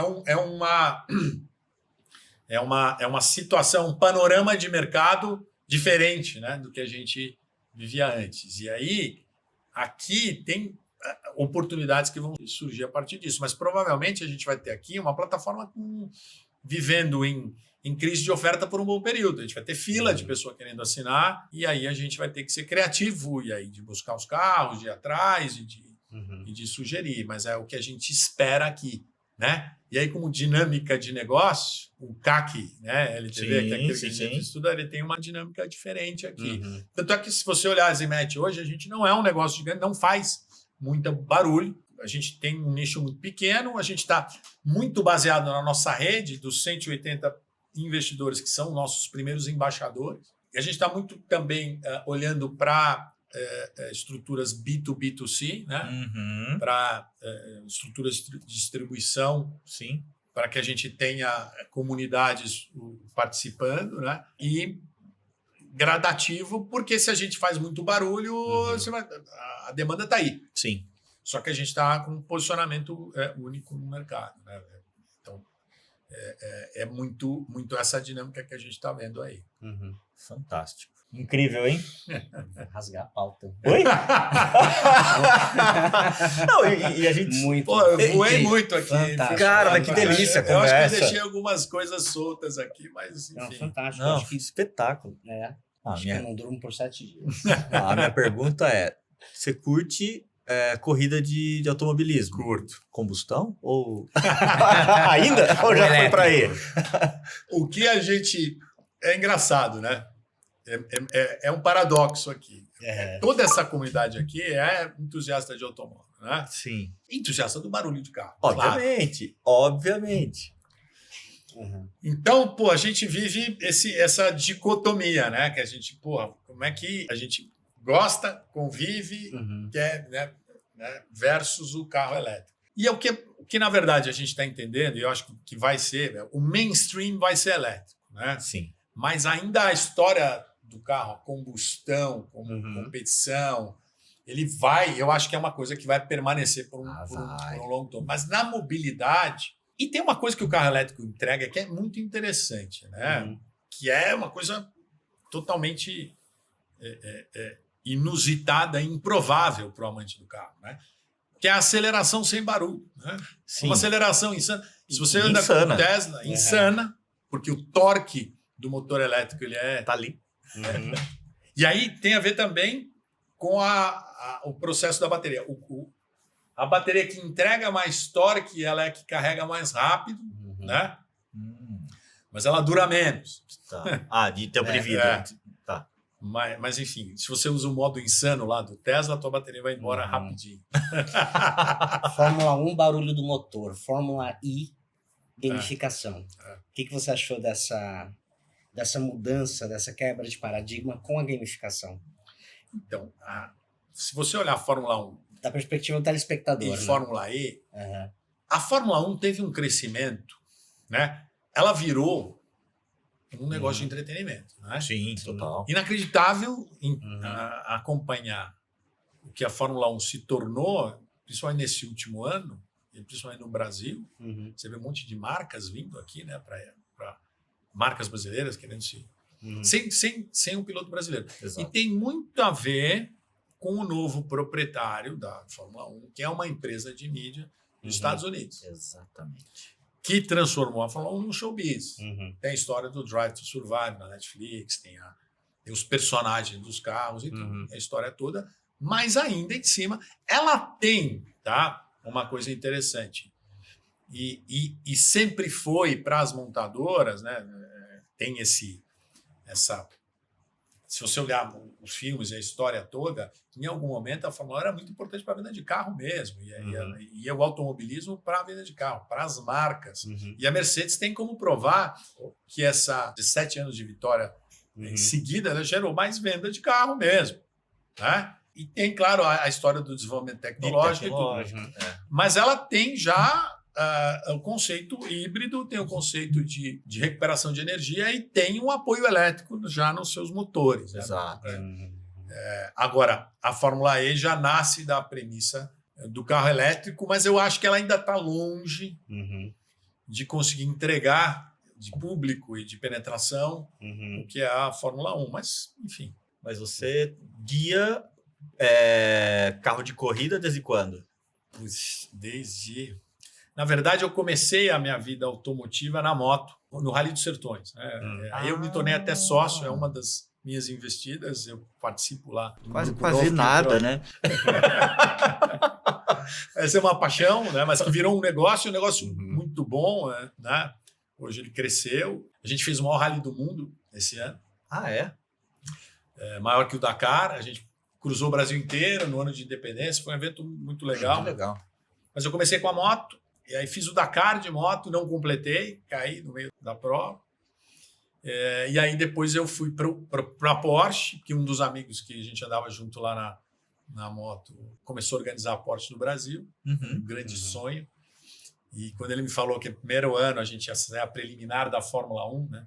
Falei, puta, não tem coisa mais importante para fazer na vida. Nunca me deu tanta vontade de trabalhar para financiar esse hobby.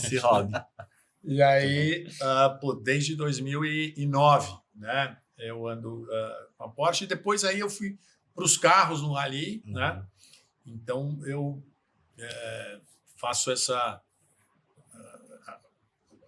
que muita gente tem dificuldade de navegar na terra e no asfalto. E, na verdade, não é trivial. Mas como eu vim da moto e da terra... enfim, consigo um pouco, mas conseguia mais. Hoje em dia é mais difícil. Então, mas eu sou apaixonado. O rally, como aventura, né? A gente cruzar o país, eu fiz grandes amigos no automobilismo, na Porsche também. A gente hoje patrocina a Porsche, a Zimet é um dos patrocinadores da Porsche. Poxa, que legal. E claro que a gente está olhando e vai acontecer, né? O turismo elétrico. Então, vai ter um momento em que os carros da Porsche também vão ser elétricos. A gente vai ter o desenvolvimento de carro elétrico. Eu tive a oportunidade outro dia de guiar um Porsche elétrico. É absurdo. É incrível. É incrível. Fora da casinha.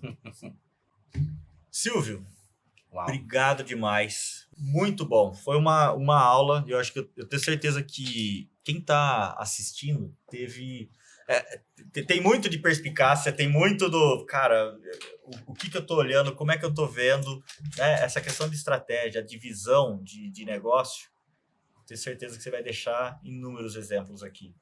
Legal. Eu tenho uma última pergunta, né, que me chamou a atenção. Como plataforma, você falou, cara, eu estava de saco cheio de agradar o algoritmo do Google, né?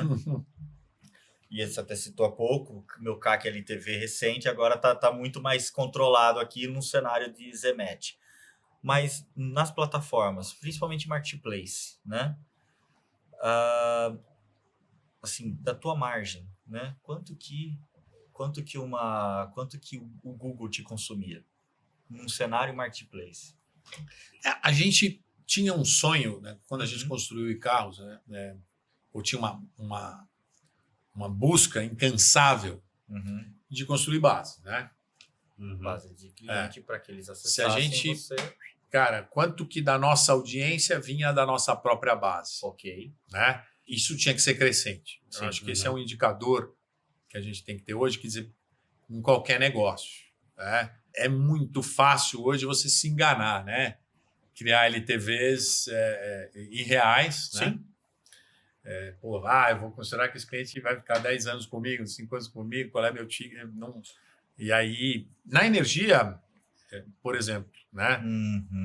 Você tem eu vejo gente forte. querendo... Você pode que ter uma premissa, depende de quanto dinheiro, claro, você tem de investidor e tudo, Sim. mas você pode ter premissas de, se esse cliente ficar 10 anos comigo de energia, eu posso ter um CAC gigante e posso inflacionar meu marketing, né? Uhum. O duro é que hoje... Então, mas eu hoje sou fã, e a gente flertou com isso um pouco no começo, das comunidades, do conceito novo de Web3 como comunidade, tá? Não vamos entrar em cripto. Beleza. Eu acho que o Google foi isso, eu acho que o Nubank foi isso. Se o teu produto é suficientemente bom, né, ele tem que ter, como tudo hoje está digital, como tudo hoje anda muito rápido, via qualquer plataforma, o índice que você tem que estar de olho é o quanto você é capaz de reverberar o teu negócio sem esforço. Sim. O quão bom você é de gerar experiência para o seu consumidor, a ponto de... né, todo mundo fala de NPS. NPS, a principal pergunta você recomendaria a experiência que você deve para alguém, né? O grande indicador de satisfação é esse. Pô, eu gostei tanto que você não precisa nem me perguntar. No final da experiência, eu já... olha isso, né? Era o Google no começo, lembra? Você põe o teu nome no Google, fala, cara, olha isso demais. Aí você tinha vontade, manda para outro, manda para outro. Então, mantra que eu tenho com todos os negócios, e aqui não é diferente, né? Eu brinco que as 5 prioridades do business é produto. Depois eu não sei nem a sexta.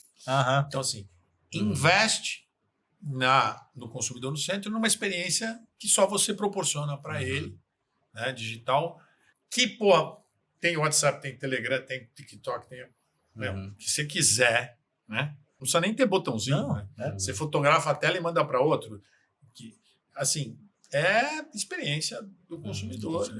Se você investir nisso, naturalmente você vai reverberar. Se você está precisando gastar muito de marketing, né, para que o teu negócio se reverbere, alguma coisa está errada com o teu produto. No produto. Né? E eu acho que meus amigos de publicidade querem me matar quando eu falo isso, né? E se você está precisando de alguém para contar a tua história, hoje os negócios têm que ter propósito. A gente começa com a história aqui. Sim. A gente começa com a história SG. A gente começa com storytelling aqui. Eu não estou terceirizando para ninguém. Ela tem muito mais verdade quando você é capaz de contar a tua história. Tudo, no final das contas, é narrativa, né?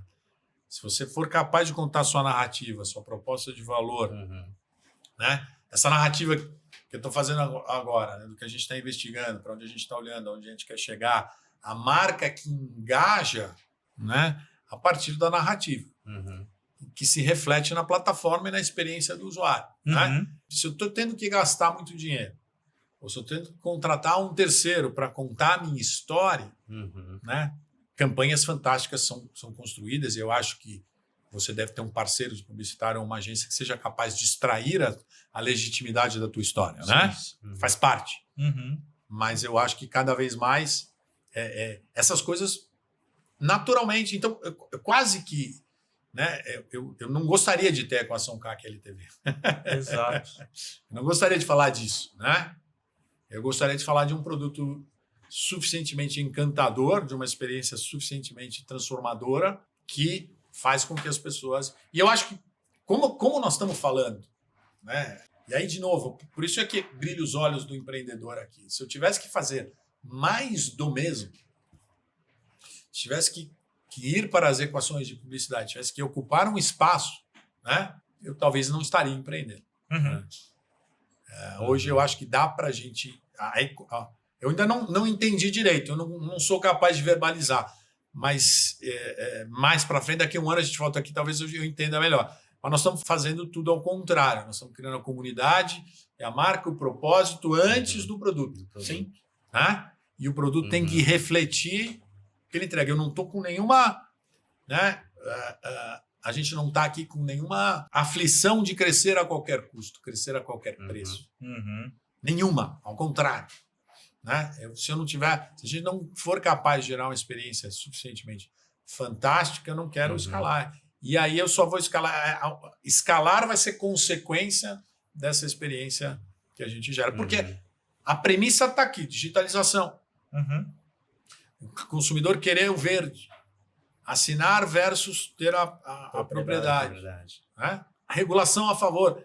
Todas as premissas estão me empurrando para que o meu negócio seja bom. Então, aí Se a gente colocando o produto certo, Exato. a demanda está dada. A demanda está dada. É a questão da execução. É execução. Exato. E também tem umas questões interessantes sobre execução hoje. Eu estou no conselho da Local Web. A gente fez um monte de aquisição esse ano. Hoje, para você criar experiência, você tem um produto bom, uma companhia boa, né? A árvore de coisas que existem disponíveis hoje de tecnologia para que você gere uma ótima experiência para o cliente virou meio commodity, né? O que é único é o teu storytelling, a tua proposta, é a tua, né? A tua proposta de valor. As ferramentas estão aí disponíveis cada vez mais. Sim. A Local Web a gente tem crescido com coisas que hoje é plug and play, as plataformas se conversam muito mais fácil e tal. A questão é a comunidade que você está inserido, a história que você conta, porque ferramenta está disponível. Nunca teve tão disponível de relacionamento com o consumidor, né? Exato. Pô, mas lembrar, 5 anos atrás, a gente não tinha. Lembra? Pô, o attrition para cobrar coisa, attrition de pôr o cartão, attrition de plataforma de pagamento, attrition de cadastro. Internet. Hoje não tem mais attrition de nada, né? Pô, você consegue. Tem ferramenta disponível para você fazer onboard. Tá? Do outro lado, também cresceu muito as fraudes. Tem que saber fazer isso, saber entender a base que você está, saber não cair principalmente em produtos financeiros, em seleção adversa, que a gente olha, né? Às vezes. Então, essas são todas coisas que você tem que estar atento, mas hoje é muito mais fácil colocar as plataformas em funcionamento. Essa é a minha visão. Cara, espetáculo. Obrigado. Rendeu, hein? Uau. Silvio, cara, obrigado demais por ter aceito o nosso convite, de ter compartilhado tão abertamente todas essas histórias. Muito cara, generoso. Eu só sei fazer assim, e eu adoro. Pô. Obrigado pelo espaço, né? De poder falar. Cara, e dado que você está aqui, eu vou aproveitar. Última pergunta, eu prometo que é a última pergunta. Zematch é do match das tecnologias? É do match de Clean Energy, né? Matchbox, né? Para quem anda de carro. Match 5, que eu ando com o Speed Racer, né? Fui fã do desenho, né? Sim. Do Speed Racer, e eu fiz o carro, então, do Match 5 também. Maravilha. Então, agora esclarecemos toda a história da Zematch. Cara, parabéns. Tenho certeza que vai ser um sucesso e com um empreendedor como você e acho que toda a rede que você está construindo de apoio em torno, isso aí só tem tudo para ser um sucesso. Legal. A gente vai ouvir muito a falar e espero que a gente possa fazer negócio junto, inclusive. Legal, que eu acho que tem muita sinergia. Pô, adorei conhecer mais sobre vocês também. É coincidência boa, né? De ter participado do Arbor Pincus lá atrás, né? Quando eles estavam entrando em vocês. Bom, é incrível. Muito legal, bom. Gente. Isso aí. Muito bom. Obrigado. Valeu, Almir. Obrigado. É isso aí, pessoal. Esse foi mais um Superlógica Talks, o podcast de empreendedorismo e tecnologia da Superlógica. Se você gostou desse episódio, curte aí, compartilha com os amigos e, claro, clica no sininho. Toda quarta-feira tem episódio novo no canal. E se você conhecer outro empreendedor, difícil, hein? Outro empreendedor com tanto conhecimento como o Silvio, comenta que a gente vai trazer essa pessoa para a bancada. Falou? Valeu, pessoal. Valeu, Silvião. Obrigado. Valeu, até mais.